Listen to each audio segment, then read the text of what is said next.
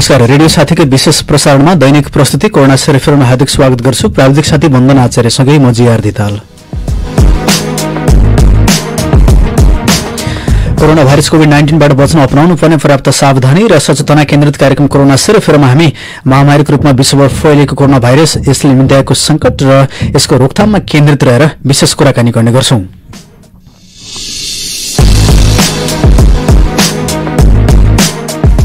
सँगसँगै कोरोना भाइरससँग सम्बन्धित पछिल्लो तथ्याङ्कको बारेमा जानकारी पनि यहाँलाई गराउने गर्छौं। विश्वको तथ्याङ्क, नेपालको तथ्याङ्क अनि स्थानीय स्तरको प्रदेश र जिल्लागत तथ्याङ्क पनि यहाँलाई राख्दै आइरहेका छौं।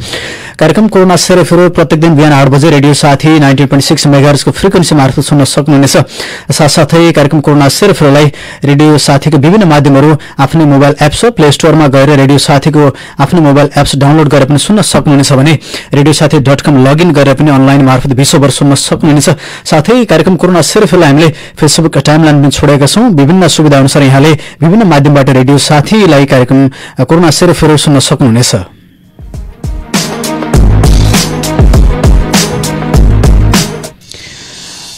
यहाँहरूको मायाका कारण कार्यक्रम कोरोना सेरेफेरो दैनिक रूपमा आइरहेको छ र आशा गर्छौं यहाँहरूको लागि जानकारीमूलक बनिरहेको छ। हामीसँग प्रतिक्रिया पनि सोही अनुसारको प्राप्त भइरहेका छन्। यहाँहरूका प्रतिक्रियाहरूलाई पनि हामी समेट्ने कोसिस गर्नेछौं। सबैभन्दा पहिला कार्यक्रम कोरोना सेरेफेरोमा कोरोना भाइरस कोभिड-19सँग सम्बन्धित विश्वको तथ्याङ्क यहाँहरूलाई जानकारी गराउन चाहन्छु। यति बेला विश्वका 78,60,506 जना व्यक्तिहरू एकैसाथ संक्रमित भइरहँदा कोरोना भाइरस संक्रमणपछि निको भएर घर फर्किनेको संख्या 4 लाख नागेको छ। अहिलेसम्म 4,35,787 जना व्यक्तिहरू स्वस्थ भएर घर फर्किनु भएको छ भने कोरोना भाइरसको संक्रमणकै कारण अहिलेसम्म 4,32,194 जना व्यक्तिहरूको ज्यान गइसकेको छ। निको भएर घर फर्किने संख्या 40 लाख नागेको छ। माफ गर्नुहोला, 78,60,000 संक्रमित मध्ये 40,35,000 भन्दा बढी व्यक्तिहरू निको भएर घर फर्किनु भएको छ।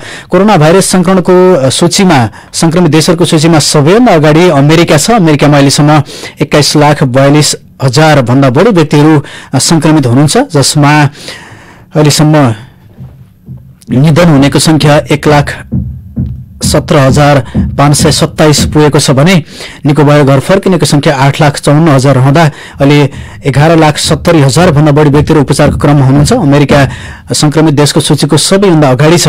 अमेरिकापछि ब्राजिल छ, त्यस्तै रसिया तेस्रो नम्बरमा र छिमेकी राष्ट्र भारत चौथो नम्बरमा छ। पछिल्लो समयमा भारतमा संक्रमण तीव्र गतिमा फैलिरहेको छ। अहिलेसम्म भारतमा संक्रमणको दर 3 लाख नागेको छ। 3,21,626 जना व्यक्तिहरू संक्रमित हुँदा अहिलेसम्म 9,199 जना व्यक्तिहरूले ज्यान गुमाएका छन् भने निको भएर घर फर्किनेको संख्या पनि भारतमा उच्च छ। भारतमा 3,21,000 बढी संक्रमित हुँदा निको भएर घर फर्किनेको संख्या 1,62,000 पुगेको छ भने अहिले 1,50,000 एक्टिभ केसेसको रूपमा उपचारको क्रममा हुनुहुन्छ। यसरी भारतमा निको भएर घर फर्किनेको संख्या 50% भन्दा बढी देखिएको छ। त्यस्तै नेपालमा पनि भारतको प्रभाव प्रत्यक्ष परिरहेको छ। नेपालमा भारतमा संक्रमण बढेसँगै पछिल्लो समयमा भारतमा रहेका नेपालीहरू नेपाल आउने क्रम बढेसँगै नेपालमा पनि संक्रमण पछिल्लो समयमा तीव्र गतिमा भइरहेको छ र नेपालमा संक्रमितको संख्या हिजो मात्र थप 273 जनामा संक्रमण देखिएसँगै नेपालमा संक्रमितको संख्या 5,335 पुगेको छ। यद्यपि विभिन्न जिल्लागत तथ्याङ्क र प्रदेशगत तथ्याङ्क पनि आइरहेका छन्। यो संख्या पनि बढिरहेको अहिले अवस्था छ र 5,335 भन्दा बढी व्यक्तिहरू संक्रमित भइरहँदा निको भएर घर फर्किनेको संख्या नेपालमा 913 पुगेको छ भने 18 जना व्यक्तिहरूले कोरोना भाइरसको संक्रमणका कारण ज्यान गुमाएको तथ्याङ्क छ र नेपालमा क्वारेन्टाइनमा बस्नेको संख्या अहिलेसम्म 1,50,549 रहँदा नेपाल सरकारले पछिल्लो समयमा कोरोना भाइरस संक्रमणको अवस्था थाहा पाउनका लागि पीसीआर परीक्षणको दायरालाई फराकिलो बनाउँदै लगिरहेको छ। अहिलेसम्म 1,27,228 जना व्यक्तिहरू बीचमा चाहिँ पीसीआरको परीक्षण गरिसकेको अवस्था छ। र झापाको अवस्थाको बारेमा जानकारी गरौँ। झापामा कोरोना संक्रमितको संख्या 174 पुगेको छ। हिजो मात्र थप 5 जनामा कोरोना भाइरसको संक्रमण पुष्टि भएको थियो। झापाका 13वटा स्थानीय तहरमा अहिले कोरोना भाइरसको संक्रमितहरू हुनुहुन्छ। झापामा हिजो पछिल्लो पटक शिव शताक्षी नगरपालिकामा समेत संक्रमण देखिएको छ। शिव शताक्षी नगरपालिका 9 को जनता प्राविको क्वारेन्टाइनमा रहनुभएका 1 जना महिला, त्यस्तै गौरीगञ्ज गाउँपालिकाको स्वास्थ्य चौकी भवनमा रहनुभएका 3 जना पुरुषहरू र 12 गाउँपालिकाको पशुपति माविको क्वारेन्टाइन क्वारेन्टाइनमा रहनुभएका एकजना पुरुष गरी हिजो थप 5 जनामा संक्रमण देखिएसँगै झापामा संक्रमितको संख्या 174 पुगेको छ। झापाका संक्रमितहरूमा कचनकवलमा 126 जना हुनुहुन्छ, त्यस्तै गौरीगञ्जमा 15 जना, भारदशीमा 7 जना हुनुहुन्छ भने बुद्ध शान्तिका 5 जना संक्रमित हुनुहुन्छ, त्यस्तै भद्रपुर र गौरादहमा 4 जना संक्रमित हुनुहुन्छ। बुद्ध शान्तिका 5 जना संक्रमित मध्ये 4 जना बाहिरी जिल्लाको हुनुहुन्छ, त्यस्तै कन्काईमा 3 जना, मेचीनगर, अर्जुनधारा र हल्दीबारीमा 2 जना संक्रमित रहँदा दमक, कमल गाउँपालिका, झापा गाउँपालिका र शिव सतक्ष नगरपालिकामा 1 जना संक्रमित रहनु भएको छ। झापाका 174 संक्रमित मध्ये 95 जना निको भएर घर फर्किनु भएको स्वास्थ्य कार्यालय झापाले जानकारी दिएको छ।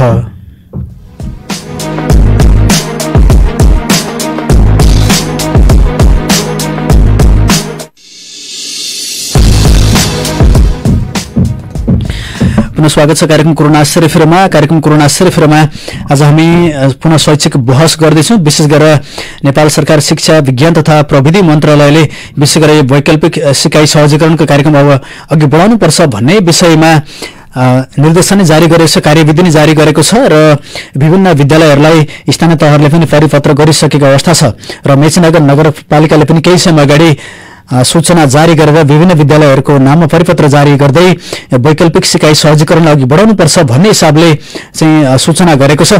आज हामी मेचीनगरका केही विद्यालयका प्रधानाध्यापकज्यूहरूसँग जोडिँदैछौँ। विशेष गरेर असार 1 गते भोलिबाट स्थानीय तहले गरेको निर्देशन विशेष गरेर वैकल्पिक सिकाइ सहजीकरणका लागि कस्तो तयारी छ र विद्यार्थीहरू विद्यालयमा नआइकन विद्यालयहरूले कस्तो तयारी गर्न सक्छन्, विद्यालयहरूले कस्तो शैक्षिक सहजीकरण गर्न सक्छन्, सिकाइ सहजीकरण गर्न सक्छन् भन्ने विषयमा केन्द्रित रहेर आज हामी केही विद्यालयका प्रधानाध्यापकज्यूहरूसँग कुराकानी गर्दैछौँ। विशेष गरेर पछिल्लो समयमा विद्यालयको तयारी के छ, मेचीनगर नगरपालिकाले सूचना नै जारी गरेर चाहिँ वैकल्पिक सिकाइ सहजीकरणका लागि अघि बढाउनुपर्छ, गतिविधिहरू अघि बढाओस् भन्नका लागि परिपत्र गरेको अवस्था थियो।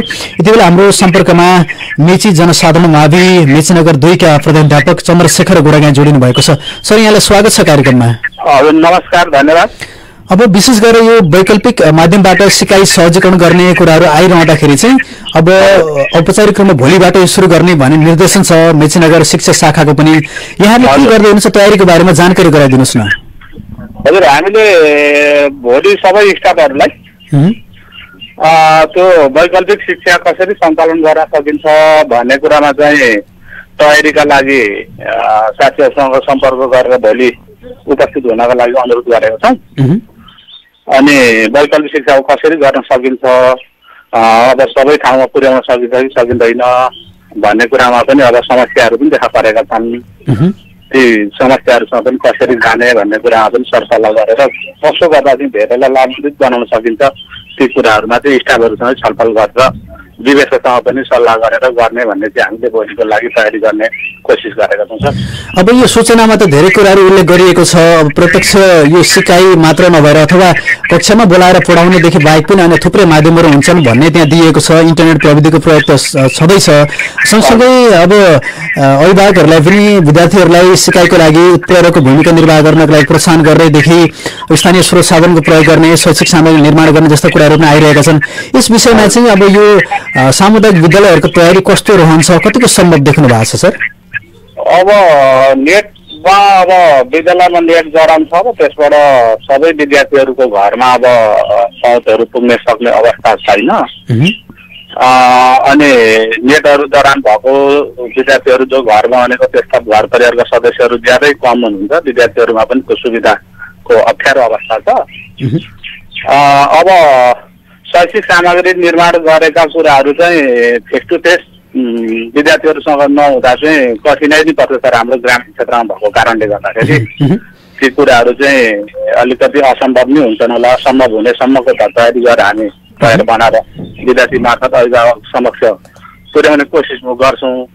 तर सबै कुराहरू चाहिँ त्यहाँ भएका निर्देशन अनुसारको चाहिँ कामहरू गर्नलाई सर कठिनाइ नै पर्छ सर। जस्तो त्योभन्दा अरू प्रारम्भिक चरणका कुराहरू पनि छन्, पुस्तक वितरणदेखि लिएर अन्य कुराहरू पनि छन्, त्यसमा चाहिँ तपाईँहरूले के गर्दै हुनुहुन्छ? हामीले पुस्तक वितरणका लागि चाहिँ विद्यालयको पेज मेजसमारी भन्ने छ, त्यो पेज मार्फत चाहिँ अभिभावकहरूलाई चाहिँ विद्यार्थीहरूलाई चाहिँ अहिले सामाजिक दूरी कायम गर्दै पठन जुन पाठ्य पुस्तकहरू आएको पाठ्य पुस्तकहरू चाहिँ अभिभावक मार्फत हामीले अस्ति 4 दिन वितरण गऱ्यौँ। अनि त्यस पछाडि पनि वितरण गर्ने क्रममा अरू विद्यार्थीहरू आउने क्रम अभिभावकहरू आउने क्रम हुँदैछ। त्यही बिचमै चाहिँ फेरि अरू क्वारेन्टाइन पनि विद्यालय वार्ड नम्बर 2 ले घोषणा गरेको कारणले गर्दाखेरि 8 जना ल्याएर राखेकोले बिचमा अवरुद्ध भयो सर। अहिलेसम्म क्वारेन्टाइनमा रहिरहनु भएको छ। अब त्यसले गर्दाखेरि चाहिँ हाम्रो त्यहाँ विद्यार्थीहरू बोलाएर पुस्तक वितरण गर्ने अभिभावकहरूलाई दिने कुरामा पनि अहिले चाहिँ बिचमा हप्ता दिनभर रोकिएको छ सर। अब जस्तो नानीहरू चाहिँ अवस्था कस्तो छ, विद्यालयमा आउने सम्पर्क गर्ने पुस्तकहरू पाउने कुराहरू चाहिँ कस्तो पाउनु भएको छ सर? अब बच्चाहरू अहिले पुस्तक पाएको अवस्था छ? बच्चाहरूमा लगभग 20-100 जना विद्यार्थीले चाहिँ पाठ्य पुस्तकहरू लगिसकेको थियो। बाँड्दै बिचमा क्वारेन्टाइनको कारणले गर्दाखेरि चाहिँ त्यो पाठ्य पुस्तकहरू लिनमा पनि बिचमा अब विद्यालयभित्र त भएछ अभिभावकहरू त्रसित भएर बच्चाहरू पढाउनु भएको छैन र सम्पर्कमा रहनु भएको छ। उहाँले के भन्नुहुन्छ भने अहिले हामी भित्र मानिसहरू इन्डियाबाट राखेको कारणले गर्दाखेरि बढी संक्रमण हुने डर भएको कारणले गर्दा उहाँहरू गइसके पश्चात मात्रै हामी नानीहरू पठाउँछौँ भनेर बिचबिचमा सम्पर्क हुँदैछ। अभिभावकले पनि फोन गर्नुहुन्छ, विद्यार्थीहरूले पनि फोन गर्नुहुन्छ र पाठ्य पुस्तक पनि सबै सेट आउने क्रम चाहिँ सबै सेटै चाहिँ पुरा आइसकेको छैन। बेतमाबाट ल्याउने क्रम जारी छ तर सोधपुछ भन्ने चाहिँ अभिभावकले विद्यार्थीले गरिरहनु भएको छ। अब यो अहिले त विशेष गरेर रेडियो शिक्षा कार्यक्रमहरू पनि चलिरहेका छन्। रेडियो साथीबाट नै रेडियो शिक्षा चाहिँ रेडियो स्कुल कार्यक्रम चलिरहेको छ। कक्षा 5 भन्दा माथिका विद्यार्थीहरूका लागि सिकाइ सहजीकरण दैनिक भइरहेको छ हैन? अब सो कुराको जानकारी चाहिँ यहाँले विद्यार्थीहरूलाई गराउनु भएको छ कि छैन? विद्यार्थीहरूलाई विद्यालयको पेज मार्फत अनि व्यवस्थापन समितिको बैठकबाट पनि व्यवस्थापन समितिका सदस्यहरू नजिक हुने अनि टिचरहरूले पनि जानकारी गराउने भनेर हामीले चाहिँ हुनेसम्म जानकारी विद्यार्थीहरूले लाभान्वित हुन् भनेर चाहिँ त्यो कुराहरूको जानकारी हामीले गराएको छौँ। शिक्षक मार्फत पनि छ, विद्यालयको पेज मेजर समावेश मार्फत पनि गऱ्यौँ, विवेशको पनि बैठक बोलाएर विवेश मार्फत पनि गऱ्यौँ र वरिपरि रहने शिक्षकहरू मार्फत पनि हामीले चाहिँ ती कुराहरू चाहिँ यो समयमा यी विषय पठन पाठन हुँदैछन् है भन्ने कुराको चाहिँ जानकारी हामीले गराएको छौँ सर। हुन्छ सर। अब जस्तो नेपाल सरकारले पनि अब यो सूचना निर्देशन जारी गरिरहँदाखेरि चाहिँ विशेष गरेर सामुदायिक विद्यालयलाई नै केन्द्रित गरेर गरेको भन्ने कुराहरू पनि आइरहेका छन्। सामुदायिक विद्यालयका गतिविधिहरू चाहिँ केही निष्क्रिय हुन सक्छन्, यसलाई सक्रियता दिनका लागि गरिएको भन्ने कुरा आइरहँदाखेरि चाहिँ अब भोलिबाटको यहाँहरूको गतिविधि कतिको सक्रिय रहन्छ? विद्यार्थीहरूलाई जागरुक बनाउने अनि आफ्नो सेवा क्षेत्रका विद्यार्थीहरूलाई सिक्ने अवसर विभिन्न माध्यमबाट चाहिँ प्रदान गर्ने कुरामा चाहिँ यहाँहरूको तयारी थप कस्तो रहन सक्छ भोलिबाट सर? भोलिबाट हाम्रो स्टाफ र विवेश दुईटैको संयुक्त भेला भएर यी कुराहरूको जानकारी गराएर एक त पहिलो त सबैभन्दा पहिले हामीले पाठ्य पुस्तकहरू अभिभावक अथवा विद्यार्थी मार्फत चाहिँ जतिसक्दो बाँकी रहेकालाई सबैलाई पुर्याउने कोसिसमा लागेका छौँ र अभिभावकहरूलाई जानकारी गराउँछौँ, विद्यार्थीलाई जानकारी गराउँछौँ। पाठ्य पुस्तक हुँदा उहाँहरूलाई सहज हुन्छ। त्यस पछाडि भनेको अन्य सिकाइका वैकल्पिक उपायहरू के हुन सक्छन् त्यसको बारेमा पनि भोलि भएको हुनाले हामीले अब कतिसम्म के माध्यमबाट गर्न सक्छौँ, पहुँचहरू कतिको हुन्छ, अभिभावकहरूमा विद्यार्थीहरूमा ती वैकल्पिक शिक्षा गर्न के गर्न सकिन्छ भन्ने कुरा आज भोलि नै बसेर हामी तयारी हुँदैछौँ। पाठ्य पुस्तक चाहिँ भोलिदेखि नै हामी बाँड्नको लागि आह्वान गरिसकेका छौँ। हुन्छ सर, जानकारीको लागि यहाँलाई धेरै धन्यवाद दिन चाहन्छु। हवस् सर, धन्यवाद। आफ्नो कुराहरू राख्ने मौका दिनुभयो त्यसका लागि म विद्यालयको तर्फबाट र प्रहरको तर्फबाट हार्दिक धन्यवाद दिन चाहन्छु रेडियो साथीलाई। हुन्छ हस् सर। यति बेला हामीसँग मेची जनसाधारण मावि बाहुनडाँगीका मेची नम्बर 2 बाहुनडाँगीका प्रधानाध्यापक चन्द्रशेखर गोरगाई सर जोडिनु भएको थियो। विशेष गरेर नेपाल सरकार शिक्षा विज्ञान तथा प्रविधि मन्त्रालय मार्फत जारी भएको सर्कुलर छ, निर्देशन छ। सँगसँगै मेचीनगर शिक्षा शाखा मार्फत पनि सबै विद्यालय र परिपत्र जारी भइसकेको छ कि असार 1 गतेबाट वैकल्पिक माध्यमबाट सिकाइ सहजीकरणका लागि कार्य सञ्चालन गर्नका लागि आदेश जारी भएको छ। यस विषयमा स्थानीय विद्यालयहरूले कस्तो तयारी गरिरहेका छन् भन्ने विषयमा आज हामी विभिन्न विद्यालयका प्रहर मार्फत बुझ्ने प्रयास गरिरहेका छौँ र सहजीकरण गर्ने प्रयास गरिरहेका छौँ र आवश्यक समन्वयको पनि हामी अपेक्षा गर्छौँ। विभिन्न विद्यालयका प्रधानाध्यापकजीहरूसँग कुराकानी गर्दैछौँ विद्यालयको तयारी कस्तो हुन सक्छ र विद्यार्थीहरू विद्यालयमा नआइकन पनि उनीहरूले सिक्ने अवसर कसरी प्राप्त गर्न सक्छन्। विद्यार्थी भाइ बहिनीहरूका लागि विभिन्न माध्यमबाट सिकाइ सहजीकरण गर्ने कुराहरू अनि अनलाइन शिक्षा सँगसँगै रेडियो शिक्षा, टेलिभिजन मार्फत पढाइने सिकाइ सहजीकरण लगायतका कुराहरू पनि अहिले महत्त्वका साथ आइरहेका छन् र विभिन्न स्थानीय तहहरूले चाहिँ सञ्चार र प्रविधिको प्रयोग गर्दै वैकल्पिक सिकाइ सहजीकरणलाई चाहिँ प्राथमिकतामा राखेर काम काम गरेको अवस्था छ र मेचीनगर नगरपालिकामा पनि मेचीनगरले पनि विभिन्न विद्यालयलाई परिपत्र जारी गरी यसमा चाहिँ काम गर्नका लागि वैकल्पिक सिकाइ सहजीकरणको बाटो प्रशस्त गर्नका लागि चाहिँ निर्देशन जारी गरेको अवस्थामा आज हामी विभिन्न विद्यालयका प्रधानाध्यापकज्यूहरूसँग जोडिने प्रयासमा छौं। हामी सम्पर्क स्थापित गर्ने प्रयासमा छौं। प्राविधिक साथीहरू फोन लगाउँदै हुनुहुन्छ र यहाँलाई जानकारी गराउँ, नेपाल सरकार शिक्षा विज्ञान तथा प्रविधि मन्त्रालयबाट चाहिँ जारी गरिएको वैकल्पिक प्रणालीबाट सिकाइ सहजीकरण गर्ने निर्देशिका 2077 छ, जुन चाहिँ असार 1 गतेदेखि आफ्नो विद्यालयमा एक आपसमा भौतिक दूरी कायम गरी विभिन्न कार्यहरू सञ्चालन गर्नका लागि चाहिँ यो निर्देशन जारी भएको छ। यसै विषयमा हामीसँग कुराकानी गर्नका लागि आदर्श माविका कृष्णपुरी सर जोडिनु भएको छ। सर, यहाँलाई स्वागत छ रेडियो साथीमा। धन्यवाद, नमस्कार सर। अब जुन मेचीनगर शिक्षा शाखाले नि निर्देशन जारी गरेको छ, यो शिक्षा विज्ञान तथा प्रविधि मन्त्रालयबाट जारी भएको पनि हो। आदर्श माविको प्रको हिसाबले चाहिँ आदर्श माविले कस्तो तयारी गर्दैछ, भोलिबाट वैकल्पिक माध्यमबाट गर्ने सिकाइ सहजीकरण चाहिँ कस्तो हुन सक्छ, अलिकति तयारीको बारेमा र त्यहाँको समस्या चुनौतीहरूको बारेमा जानकारी गराइदिनुहोस् न सर। हस्, प्रश्नको लागि यहाँलाई धन्यवाद। हामीले भोलि गतेबाट विद्यालयको प्रशासन खोल्ने भनेर निर्देशन जारी भएको छ शिक्षा शाखा मेचीनगरबाट र हामीले अहिलेसम्मको त्यसको लागि तयारी। हाम्रोमा एउटा समस्या पनि छ, क्वारेन्टाइन रहेको अवस्था छ, अहिले पनि त्यहाँ मान्छेहरू हुनुहुन्छ र अफिस कार्यालयसम्म जाने अवस्था छैन, कार्यालयकै छेउमा क्वारेन्टाइन रहेको कारणले गर्दाखेरि।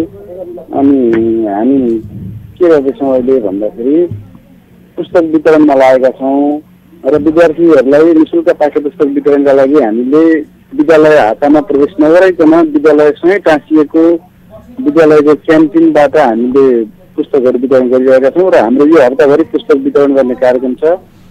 भोलिदेखि विद्यालयको कार्यालय खोल्ने भनेको छ, कार्यालयमा जान सक्ने अवस्था नभएको कारणले गर्दा हामी पुरानो स्रोत केन्द्रको भवनमा बसेर विद्यालयका गतिविधि शिक्षकहरू मात्रै हामी भेला हुन्छौँ र आगामी कार्यक्रमको बारेमा छलफल गर्छौँ र अरू अन्य निर्देशनहरू जसरी प्राप्त हुन्छ शिक्षा सुन्नमा आए अनुसार शिक्षा मन्त्रालयले निर्देशिका जारी गर्ने लागिरहेको छ र त्यो निर्देशिका अनुसारले हामी विद्यार्थीको वैकल्पिक विधिबाट पठन पाठन अथवा पठन पाठन नहुन सिकाइलाई सहजीकरण गर्ने प्रक्रियाको बारेमा पनि हामी छलफल गर्ने योजना छ। अब पाठ्यपुस्तकहरू पाउने सवालमा चाहिँ नानीहरू सबै विद्यार्थीहरूले पाठ्यपुस्तक पाउने अवस्था बन्न सक्छ सर एक हप्ताभित्रमा? करिब हामीले बाँड्न थालेको 2 दिन भयो। 2 दिनमा 9 र 10 को बाँड्दाखेरि 80% विद्यार्थीहरूले लगिसक्नु भएको छ। अब विद्यार्थीहरू चाहिँ विद्यालयमा नआइकन उनीहरूलाई सिकाइ सहजीकरण गर्नका लागि चाहिँ विद्यालयले कस्तो भूमिका निर्वाह गर्न सक्ला सर?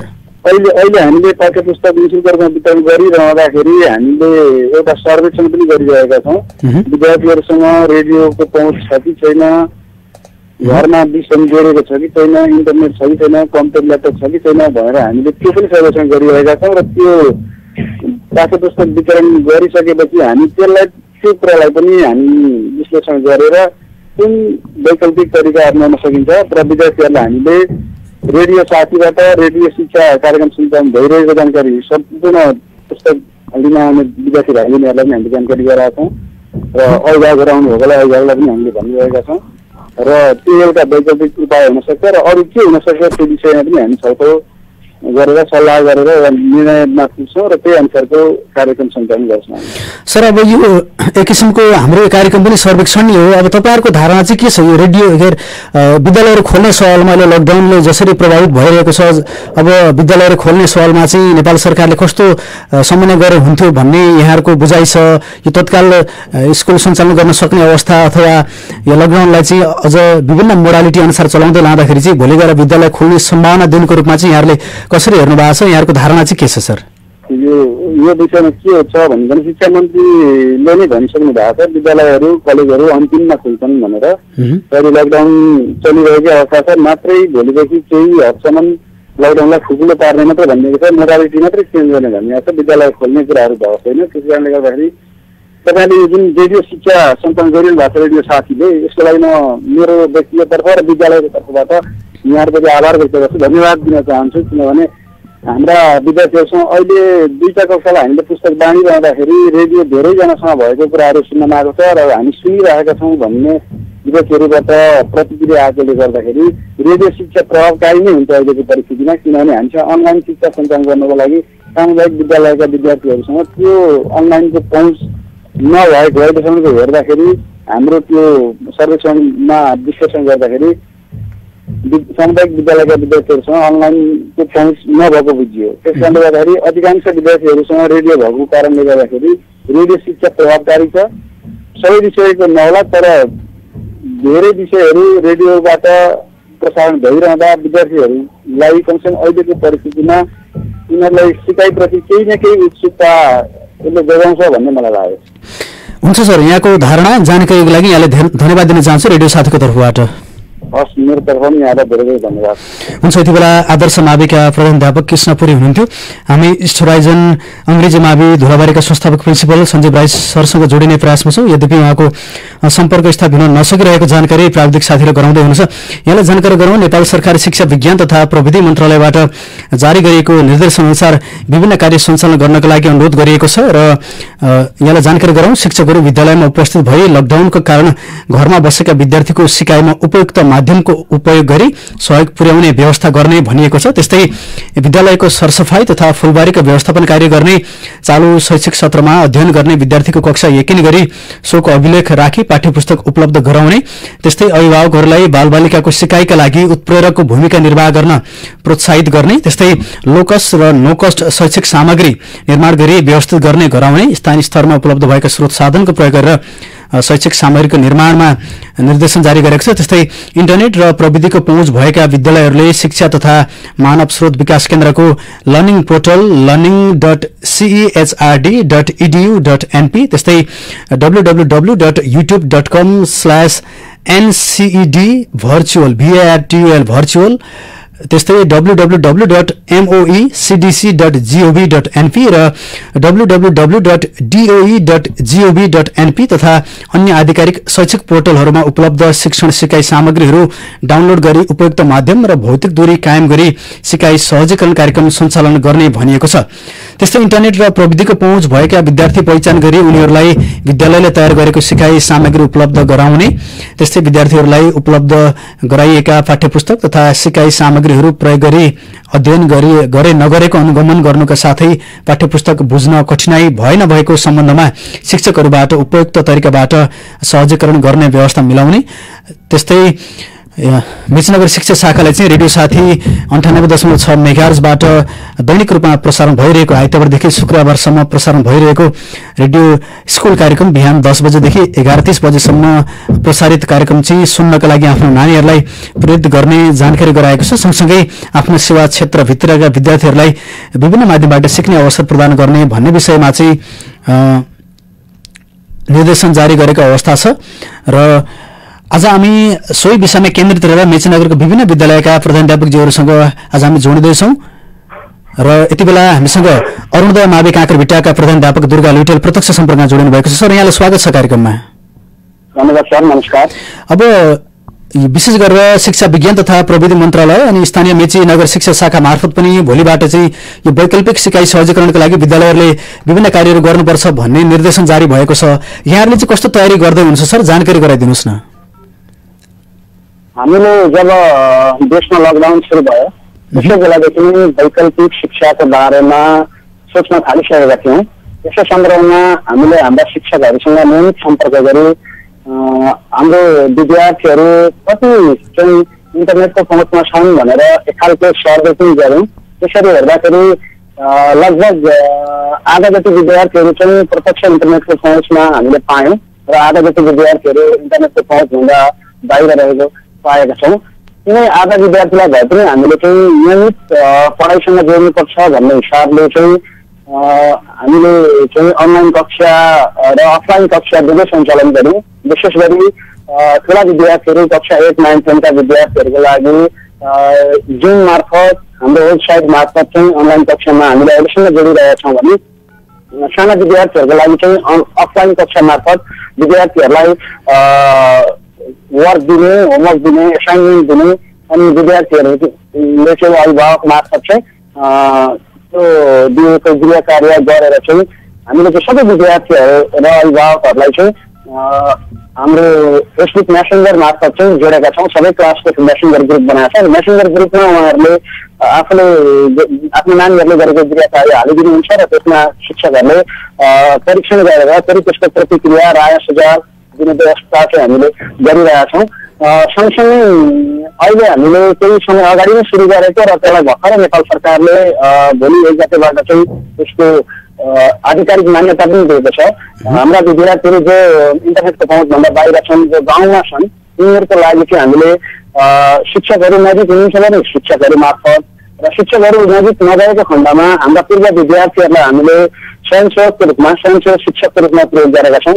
सानो सानो समूह बनाएर सामाजिक दूरी कायम गरेर चाहिँ सिकाइ क्रियाकलापहरू सर हामीले अगाडि बढाइरहेको अवस्था छ। अब यो इन्टरनेटको शिक्षाको कुरा गर्दाखेरि चाहिँ जसरी यहाँले पनि भन्नुभयो आधा जति विद्यार्थीहरू पहुँचमा छन्, आधा बाहिर छन् भनिरहँदाखेरि चाहिँ अब उनीहरूमा पर्न सक्ने यो मनोवैज्ञानिक त्रास कस्तो रहन सक्ला अथवा उनीहरूको लागि चाहिँ विद्यालयले के गर्न सक्ने अवस्था बन्न सक्छ? अरू विद्यालयको लागि जानकारी हुनसक्छ? सक्छ सर। एकदमै विद्यार्थीहरूमा चाहिँ जो विद्यार्थीहरू अहिले इन्टरनेटको सुविधामा छन्, ल्यापटप कम्प्युटरको सुविधामा छन्, त्यो विद्यार्थीहरूको तुलनामा जो चाहिँ इन्टरनेट मोबाइल र ल्यापटप सुविधा छैन ती नानीहरूमा चाहिँ एकदमै असर पर्न सक्छ सर। त्यसैलाई बुझेर नै हामीले गाउँ गाउँमा हाम्रो विद्यार्थीहरू भएको ठाउँमा हामी गएर चाहिँ तपाईँहरूको नानीलाई हामी स्वयंसेवक शिक्षक पठाउँछौँ। तपाईँहरूले चाहिँ सामाजिक दूरी कायम हुने गरी पढ्ने ठाउँको व्यवस्था गरिदिनुहोस् भनेर अनुरोध गऱ्यौँ र हामीले गरेको अनुरोध अनुसार नै विद्यार्थीहरू सानो सानो समूहमा भेला गराएर हामीले दिनको बिहान दिउँसो र बेलुका गरेर 3 चरणमा चाहिँ हामीले चाहिँ पढ्ने व्यवस्था मिलाएका छौँ सर। अहिले अब नानीहरूले पाठ्यपुस्तकहरू पाउने कुरा चाहिँ कस्तो छ? अब सरकारी विद्यालयहरूमा त पाठ्यपुस्तक वितरण गर्न थालेको अवस्था छ, यो निजी विद्यालयको अवस्था चाहिँ कस्तो छ? पाठ्यपुस्तकहरूको अवस्थामा हाम्रो विद्यालयको हकमा भन्नुहुन्छ भने सर आधाभन्दा धेरै विद्यार्थीले पाठ्यपुस्तक प्राप्त गरिसकेका छन् र धेरै अभिभावकहरूको गुनासो चाहिँ हामीसँग अहिले लकडाउनको कारणले गर्दा पुस्तक खरिद गर्न सक्ने पैसाको अभाव रहेको जानकारी हामीले पायौँ। त्यस पछाडि हामीले पुस्तक पसलसँग समन्वय गऱ्यौँ। विद्यालयको तर्फबाट अभिभावकलाई पाठ्यपुस्तक उपलब्ध गराइदिनुहोस् भनेर हामीले अनुरोध गऱ्यौँ। हामी पछि विद्यालयले नै पाठ्यपुस्तकको रकम उपलब्ध गराउने गरी हामीले अनुरोध गरेकोमा नजिकको पुस्तक पसलले हामीलाई त्यो सुविधा उपलब्ध गरायो। त्यसको लागि हामी पुस्तक पसललाई धन्यवाद दिन्छौँ र यसै अनुसार नै जो अभिभावकसँग अहिले पाठ्यपुस्तक खरिद गर्ने रकमको अभाव छ, रकमको अभाव भएको अवस्थामा चाहिँ उहाँहरूले आएर चाहिँ विद्यालयमा सम्पर्क गरी विद्यालयले एउटा सानो चिट पठाएर त्यो चिटको आधारमा चाहिँ उहाँहरूले निःशुल्क रूपमा अहिलेलाई चाहिँ लकडाउनको अवस्थामा चाहिँ पाठ्यपुस्तक उपलब्ध गराइराख्नु भएको छ। र तपाईँहरूको यो लोकप्रिय रेडियो मार्फत म सम्पूर्ण हाम्रो अभिभावकहरूलाई के अनुरोध गर्न चाहन्छु भने यदि तपाईँहरूलाई आफ्नो रकम अभावको कारणले पाठ्यपुस्तक खरिद गर्न सकिरहेको छैन भन्ने लागेको छ भने कृपया हाम्रो विद्यालयमा सम्पर्क गरिदिनुहोस्। हामी पाठ्यपुस्तक बिक्री गर्ने पसलसँग सम्पर्क गरेर यहाँहरूलाई हाललाई निःशुल्क रूपमा पाठ्यपुस्तक उपलब्ध गराउने व्यवस्था मिलाउनेछौँ भन्ने म जानकारी गराउन चाहन्छु। सर अन्त्यमा अब निजी विद्यालयहरूले चाहिँ कता कता भर्ना अभियान चलाएको भन्ने पनि सुनिरहेको छ। यहाँहरूको विद्यालयको अवस्था के छ? कतिको सचेत हुनुहुन्छ र यसलाई चाहिँ कसरी लिएको छ यहाँको विद्यालयले? यस विषयमा हामी सचेत छौँ सर। अहिलेको अवस्थामा अब विद्यालयहरू भनेकै अन्तिम अवस्थामा सबै सहज भएपछि खुल्ने अवस्था हामीले देखेको कारणले गर्दा विद्यालय क्षेत्र भनेको एकदमै संवेदनशील क्षेत्र हो। विशेष गरी सरकारी विद्यालयहरू चाहिँ सरकारले चाहिँ विभिन्न क्वारेन्टाइनहरू सञ्चालन गरेको कारणले गर्दा निजी विद्यालयहरूलाई मात्रै पढ्ने वातावरण बनाइदिएर सरकारी विद्यालयलाई अन्याय गर्नु हुँदैन। सरकारी विद्यालयमा पढ्ने विद्यार्थीहरू पनि निजी विद्यालयका जस्तै नानीहरू हुन्, उनीहरूले पनि पढ्ने अवसर पाउनुपर्छ। त्यसकारण हामी के भन्छौँ भने सरकारी विद्यालय जहिलेदेखि निर्वाध रूपमा सञ्चालन हुन्छ तहिलेबाट मात्रै हामी निर्वाध रूपमा हाम्रो पनि विद्यालय सञ्चालन गर्ने सोचमा छौँ। तर हामी सरकारले भने जस्तै भोलिबाट सञ्चालन हुने जुन अनलाइन अफलाइन भर्चुअल क्लासहरू छ त्यो चाहिँ हामीले सरकारले अनुरोध गर्नुभन्दा धेरै अगाडिदेखि सञ्चालन गरेको कारणले गर्दा यसलाई नै हामी निरन्तरता दिने पक्षमा छौँ सर। हुन्छ सर, जानकारीको लागि यहाँलाई रेडियो साथीको तर्फबाट धेरै धन्यवाद दिन चाहन्छु। धेरै धेरै धन्यवाद सर। यहाँहरूले मलाई आफ्नो कुरा राख्न दिनुभयो। विशेष गरी यहाँहरूले जुन रेडियो कार्यक्रम सञ्चालन गर्नुभएको छ रेडियो स्कुल भन्ने, त्यसले चाहिँ इन्टरनेटको पहुँचभन्दा बाहिर रहेका नानीहरूलाई सिकाइ क्रियाकलापमा सहभागी हुनको लागि एकदमै सजिलो भएको छ। यसलाई चाहिँ यस लकडाउन सहज नहुन्जेलसम्मको लागि चाहिँ यहाँहरूले निरन्तर रूपमा त्यो सञ्चालन गर्नुहुन्छ भन्ने मैले आशा लिएको छु र सम्पूर्ण विद्यार्थी भाइ बहिनी र अभिभावकहरूलाई म के अनुरोध गर्न चाहन्छु भने रेडियो साथी लगायत नेपाल टेलिभिजन, विश्वङ लगायत विभिन्न टेलिभिजन च्यानलहरूले चाहिँ अहिले सिकाइ क्रियाकलापहरू सञ्चालन गरिरहेका छन्। त्यसमा चाहिँ घरमै बसी नानीहरूलाई सहभागी गराइदिनु हुनको लागि अनुरोध गर्दै यहाँले जुन समय दिनुभयो त्यसको लागि म हार्दिक आभार व्यक्त गर्दछु। हुन्छ सर, धेरै धन्यवाद यहाँलाई।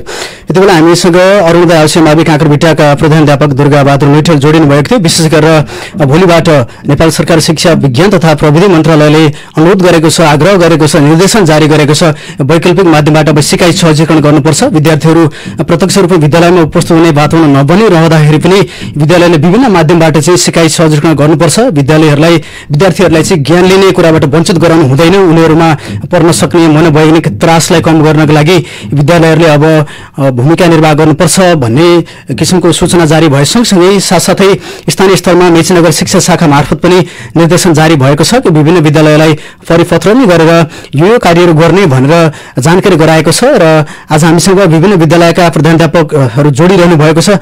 हामीसँग ईश्वराइजन अंग्रेजी माविका संस्थापक प्रिन्सिपल सञ्जीव राई सरसँग जोडिने प्रयासमा थियौं, तर उहाँको सम्पर्क स्थापित हुन नसकिरहेको जानकारी प्राविधिक साथीहरूले गराउँदै हुनुहुन्छ। कार्यक्रम कोरोना सेरोफेरोको हामी अन्त्यतिर छौं। हामीसँग केही समय मात्र बाँकी छ। यहाँलाई जानकारी गराउँ, लकडाउनको कारण सम्पूर्ण विद्यालयहरू यति बेला बन्द छन्। यद्यपि विद्यालयहरू बन्द भए पनि अब असार 1 गतेबाट वैकल्पिक माध्यमबाट सिकाइ सहजीकरण गर्नुपर्छ। सिकाइ सहजीकरणका विभिन्न माध्यमहरू हुन सक्छन्। यति बेला इमेल, इन्टरनेटको माध्यमबाट अनि विभिन्न रेडियो, टेलिभिजनबाट पनि सिकाइ सहजीकरण अघि बढाइरहेको अवस्थामा हामी के बुझ्न सक्छौं भने अब विद्यालयमा प्रत्यक्ष सिकाइ मात्र सिकाइ सहजीकरणको यो माध्यम होइन, अन्य थुप्रै वैकल्पिक माध्यमहरू हुन सक्छन्।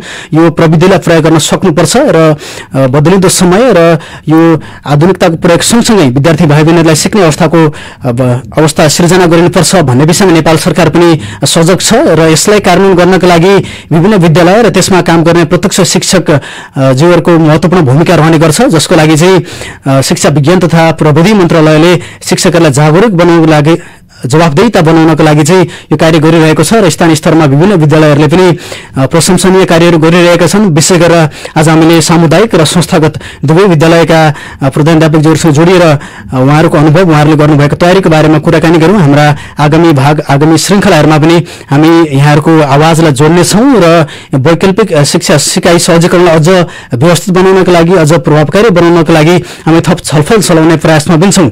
हामी सम्बन्धित सरकारवालाहरूसँग प्रत्यक्ष सम्पर्क गर्छौं र यहाँका स्थानीय विद्यालयका नेतृत्वदायी व्यक्तित्वहरूसँग जोडिने प्रयास गर्छौं र आगामी दिनमा पनि हामी यो वैकल्पिक माध्यमबाट गर्ने सिकाइ सहजीकरण सँगसँगै शिक्षाका अन्य मुद्दाहरूलाई पनि हामी उठाउने प्रयास गरिरहनेछौं। यहाँहरूको साथको हामी अपेक्षा गर्छौं। कार्यक्रम कोरोना सेरोफेरोको हामी अन्त्यतिर छौं। यहाँलाई पुनः जानकारी गराउँ, नेपालमा कोरोना भाइरस संक्रमणको दर बढे सँगसँगै लकडाउन अहिले बढिरहेको छ। लकडाउन कायम छ, यद्यपि पछिल्लो समयमा लकडाउन खुकुलो भए तापनि सबै क्षेत्रका विभिन्न गतिविधिहरू सञ्चालन भइरहँदाखेरि पनि यो शिक्षा क्षेत्र, त्यसमा पनि शैक्षिक संस्थाहरू चाहिँ लकडाउन पूर्ण रूपमा हटिएको अवस्थामा र पूर्ण रूपमा अवस्था चाहिँ सामान्य भएको अवस्थामा मात्र विद्यालयहरू खोल्ने अवस्था रहने गर्दाखेरि विद्यालयहरूले चाहिँ अब वैकल्पिक माध्यमबाट सिकाइ सहजीकरण अघि बढाउनुपर्छ भन्ने विषयमा नेपाल सरकारले नै यो रुलिङ गरिरहेको अवस्था हुँदाखेरि, नेपाल सरकारले नै समन्वय गरिरहेको, निर्देशन गरिरहेको हुँदाखेरि स्थानीय स्तरमा यसको तयारीको बारेमा हामीले कुराकानी गर्यौं। हामीसँग मेची जनसाधारण माविका प्रधानाध्यापक चन्द्रशेखर गुरुङ, त्यस्तै आदर्श माविका कृष्णपुरी, अरुणोदय माविका प्रधानाध्यापक दुर्गाबहादुर लुइटेलसँग जोडिएर प्रत्यक्ष कुराकानी गर्यौं। स्थानीय स्तरमा सम्भावना के छन् र कस्ता गतिविधिहरू चलाइँदैछ। हामीसँग स्टोराइजन तर्फ लाग्ने हामी प्रयासमा थियौं, उहाँको सम्पर्क स्थापित हुन नसकेको जानकारी गराउँदै हुनुहुन्छ र कार्यक्रम कोरोना सेरोफेरो हामी अन्त्यतिर छौं। यहाँलाई पुनः जानकारी गरौँ, नेपालमा 5000 भन्दा बढी संक्रमितहरू भइरहँदाखेरि पछिल्लो अवस्थामा संक्रमणको दर पनि बढिरहेको छ, सँगसँगै लकडाउन केही खुकुलो पनि हुँदै गइरहेको छ। यस अवस्थामा स्वयं नागरिकहरू आफै सचेत बन्न जरुरी छ। आफ्ना गतिविधिहरू सञ्चालन गरिरहँदाखेरि आफै सजग रहन र सचेत रहन जरुरी छ। कार्यक्रम कोरोना सेरोफेरो हामी त्यसमै केन्द्रित रहेर कुराकानी गर्ने गर्छौं। हामी दैनिक रूपमा विभिन्न क्षेत्रसँग विभिन्न विषयवस्तुमा केन्द्रित रहेर हामी कुराकानी गर्ने गर्छौं। कार्यक्रम सुनेर साथ दिनुभयो तपाईँ सम्पूर्ण श्रोतालाई धेरै धेरै धन्यवाद दिन चाहन्छु। आगामी भागमा पनि यहाँहरूसँग प्रत्यक्ष जोडिएका अन्य विविध विषयवस्तुहरू समेटेर हामी पुनः उपस्थित हुनेछौँ। प्रविधि संयोजनमा साथ दिने साथी वन्दना आचार्यलाई धेरै धेरै धन्यवाद दिँदै यहाँहरू बीचबाट म जेआर धिताल पनि बिदा हुन चाहन्छु। यसपछि यहाँले पवन कलीसँग कोरोनाको कुरा सुन्न सक्नुहुनेछ। नमस्ते, यहाँको बाँकी पल सुखसँग बितोस्। रेडियो साथी सुन्दै गर्नुहोला।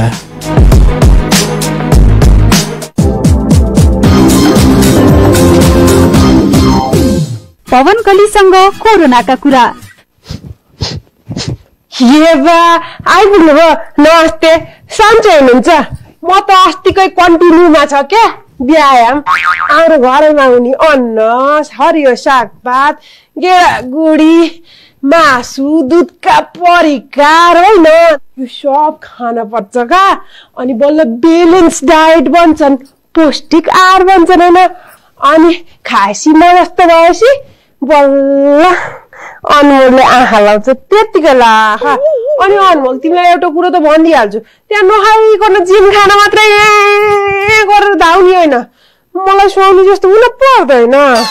यति यति घर खाने घर बालाई भनेर है बाले दिनुहुन्छ भन्दा खुवाउनु है।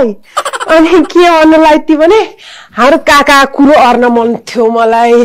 पहिला पहिला अन्डा उसिनी र कालो चिया बनाउँदा के गर्न नआउने, पहिला घरै नसी रग ढिलो हिँड्ने मान्छे घर आवास र भान्सा ढुगेर बसिस त काकी तल्लै राम्रो भएछ। यस्तो यस्तो खबर त म देखाइरहन्छु नि।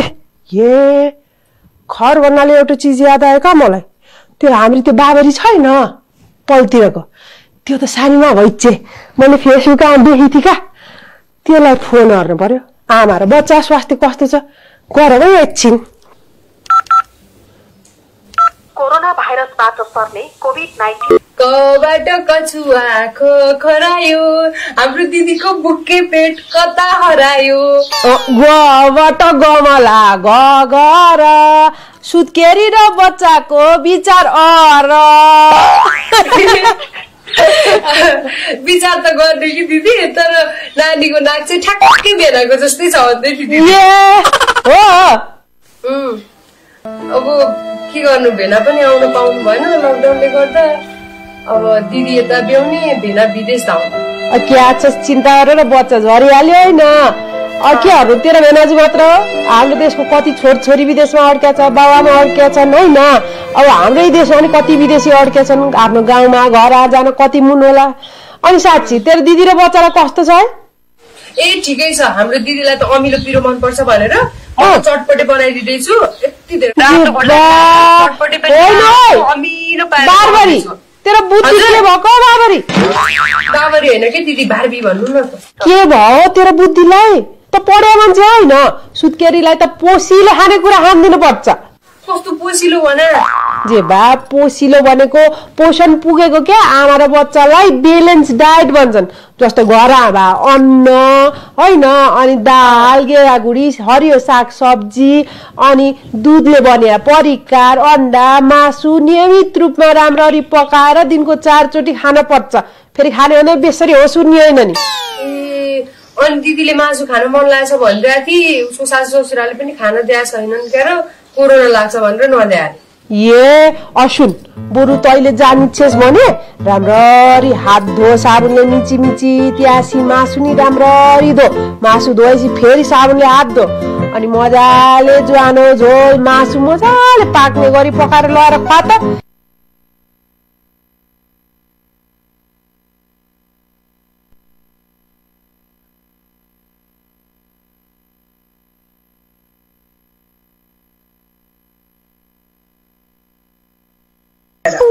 अब त जति उडन ठेउली हो म फेसबुकमा झुन्डिनी, टिकटकमा झुन्डिनी, पहिला त बुद्धि बिरिन्छ र गरिहाल्छु, नत्र त म पढोर छिच्या पढे मान्छे हो। अनि स्वयंसेविकाको पुच्छर नि लाएर हिँड्छु, यसो कुरा जानिन्छ सिकिन्छ भनेर। अब त्यस्तो गर बुझिस, लैदे झोल। हुन्छ, म मेरो साथी सानी, गाथु, सुस्मे, लिली, धनी, लिखी सबैलाई बोलाउँछु। अनि होइन नि, मेरो साथी हुन् नि, मेरो सबै साथीलाई बोलाउने, अनि साथीलाई बोलाएर रमाइलो पनि हुन्छ, अनि सबैजना मिलेर पकाउने, अनि दिदीलाई भेट्न जाने। बरु तपाईँ पनि आउनु न यता देवपुरतिर जाने भए के छ तेरो टाउको भित्र दिमाग कि गोबर? अनि मान्छे काक्रिने रहेछ। यस्तो लकडाउन बेला हुल बाँधेर हिँड्छेस्, सरकारले लकडाउनमा हिँड्नु नआनेर बुझिस् छैनस्, अनि त्यही माथि हुल बाँधेर त सुत्केरी अनि सानो बच्चा बाटोमा जान्छस्। सुत्केरी र सानो बच्चाको रोगसँग लड्ने त्यति क्षमता हुन्न भनेर थाहा छैन, गएर तिमीहरूले रोग सार्नलाई हो। ए दिदी, मलाई कोरोना लागेको छैन कि, मेरो साथीहरूलाई पनि लागेको छैन। डाक्टर पढे कि तैँले? ती ज्योतिषी भइस्? अनि म दिदीलाई भेट्न नजानु त?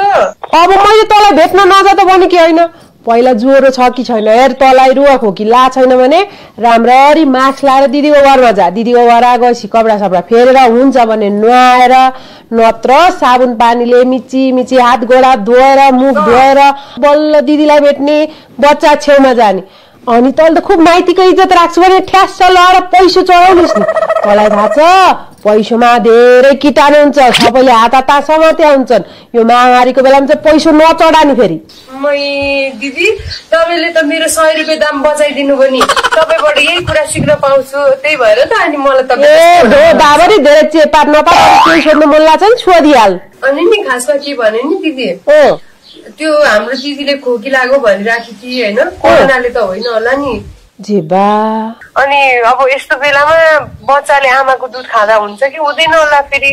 अब हेर बाबरी तैँले सोध्न त राम्रै सोधिस्। अब तेरो दिदीलाई पहिला ढाँचा गरेर परालमा सुताएर चिसो लाए नि हुन सक्छ, यसो तातो न्यानो गरेर राख्नु, तातो खाना दिनु। अब आमाले बच्चोलाई दुध खुवाउनुहुन्छ हुँदैन मैले जानेको छुइनँ, म त डाक्टर त होइन, मैले हामा भन्न नि मिल्न यस्तो कुरा।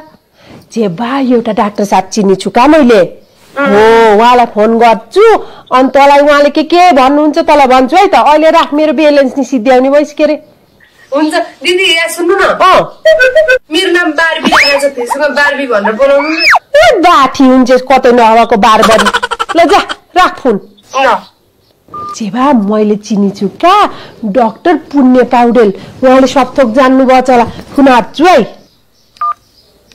कोरोना भाइरसबाट सर्ने कोभिड-19 रोग खाली जो कोहीलाई पनि लाग्न सक्छ। नमस्कार। नमस्ते कवन कलिज्यू, के छ सन्चै हुनुहुन्छ? म सन्चै छु डाक्टर साहब, मेरो त नाम पनि ठ्याक्कै थाहा पाउनुभयो, फोनमा सेभ गर्नु भएको छ क्या पवन कली भनेर। हाम्रो CIN रेडियोबाट त तपाईँलाई सुनिरहनु भयो मान्छेले त भिडियो देख्नुहुन्न होइन। तपाईँको एकचोटि राम्ररी परिचय भनिदिनु त, कहाँ काम गर्नुहुन्छ, के गर्नुहुन्छ सबै। म चाहिँ अहिले स्वास्थ्य मन्त्रालय अन्तर्गत स्वास्थ्य सेवा विभाग टेपुमा चाहिँ परिवार कल्याण महाशाखा छ, त्यसमा चाहिँ मातृ शिशु विशेषज्ञको रूपमा काम गर्छु। तपाईँलाई एक दुईवटा प्रश्न सोधौँ भनेर फोन गरेको, सोधौँ? ए हुन्छ सोधौँ न त, अहिले समय पनि त्यस्तै छ। समय त्यस्तै छ, हाम्री गाउँकी यहाँ बारबरी बहिनी छ क्या, अनि त्यसले सोधित थियो क्या त्यसको दिदी सुत्केरी भइछ। सुत्केरीलाई कोरोना छ भने सुत्केरीले बच्चालाई स्तनपान गराउन मिल्छ कि मिल्दैन डाक्टर साहब? सुत्केरी महिलालाई चाहिँ कोरोना भएको छ भनेदेखि अब यदि महिलाले चाहेको खण्डमा चाहिँ स्तनपान गराउन सक्नुहुन्छ, आमाको दुधबाट चाहिँ त्यस्तो बच्चामा चाहिँ सर्दैन त्यो। त्यसो भएको हुनाले मास्क लगाउने, साबुनले राम्रोसँग हात धुने, बच्चालाई चाहिँ प्रोटेक्टिभ तरिकाले राखेर चाहिँ दुध स्तनपान गराउन सक्नुहुन्छ। गर्भवतीलाई कोरोना छिटो लाउँछ भनेर हल्ला छ का हाम्रोतिर? हो अब यस्तो हुन्छ कवन्तलीज्यू, महिलाहरू गर्भवती हुँदाखेरि यसै पनि त्यो इम्युन कम्प्रोमाइज भनिन्छ कि उनीहरूलाई चाहिँ जो पनि अलिकति छिटो हुने सम्भावना हुन्छ। त्यसो भए हरेक गर्भवतीलाई अब हुन्छ भन्ने त होइन, यो बेलामा चाहिँ विशेष गरेर ध्यान दिनु पर्यो खानपानमा।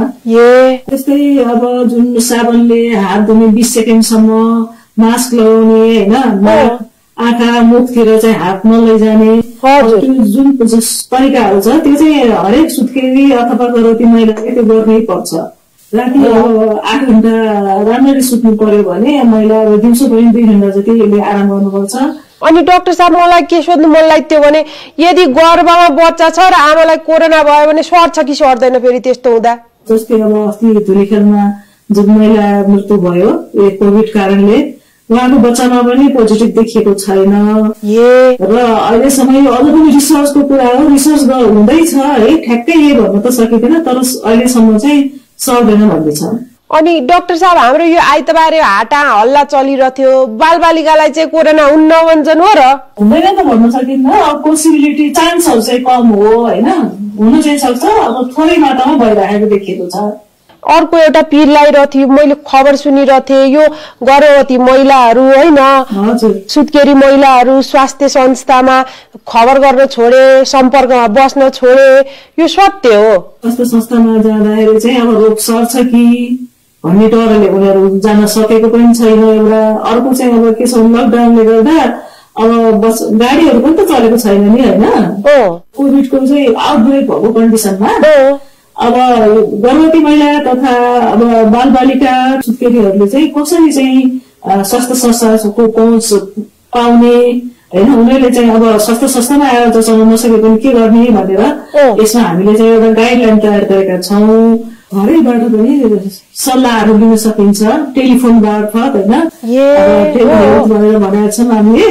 अब त्यसमा हाम्रो मेसो भन्ने जुन स्त्री तथा प्रसुति रोग विशेषज्ञहरूको चाहिँ अर्गनाइजेसन छ, त्यसमा पनि 50 जना डाक्टरहरू प्लस मिडवाइफ सोसाइटी भन्ने छ। मिडवाइफ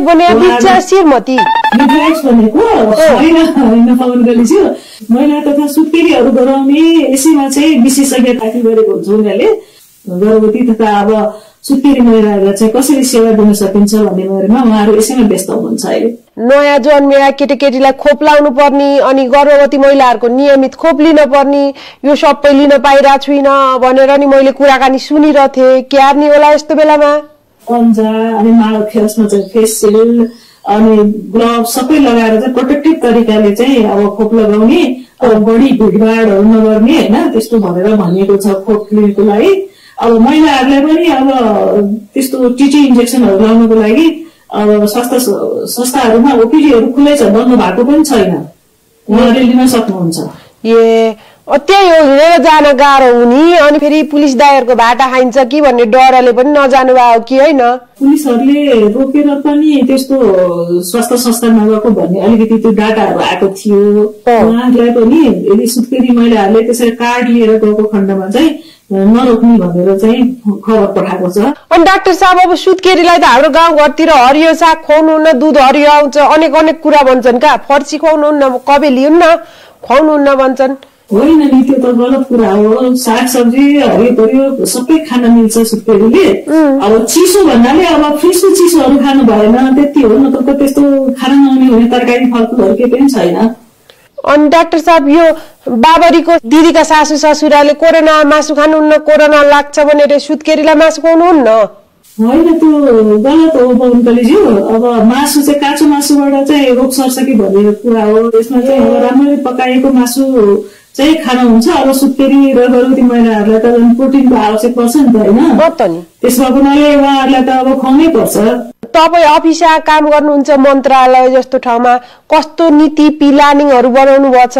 अक्सर गरेर हाम्रो नेपालमा चाहिँ के छ भने डिस्चार्ज गरेर घर गएर नै धेरै जसोको मृत्यु भएको हुनाले अब सुत्केरीहरूलाई चाहिँ अब जन्मिन साथ एउटा 3 दिनमा 7 दिनमा 28 दिनमा गरेर जुन हाम्रो पोस्टनेटल केयर चेकअप गर्ने चलन थियो, अब त्यो पनि अब सकेसम्म चाहिँ अब समस्या भएमा टेलिफोन मार्फत र त्यस्तै अप्ठ्यारो परेमा स्वास्थ्य कर्मीहरू घरैमा गएर पनि उहाँहरूलाई सल्लाह सुझावहरू दिन सक्नुहुन्छ र त्यस्तो कन्डिसन भएमा अस्पतालमा पठाउनु पर्ने सिरियस कन्डिसन भएमा रिफर पनि गर्नुहुन्छ।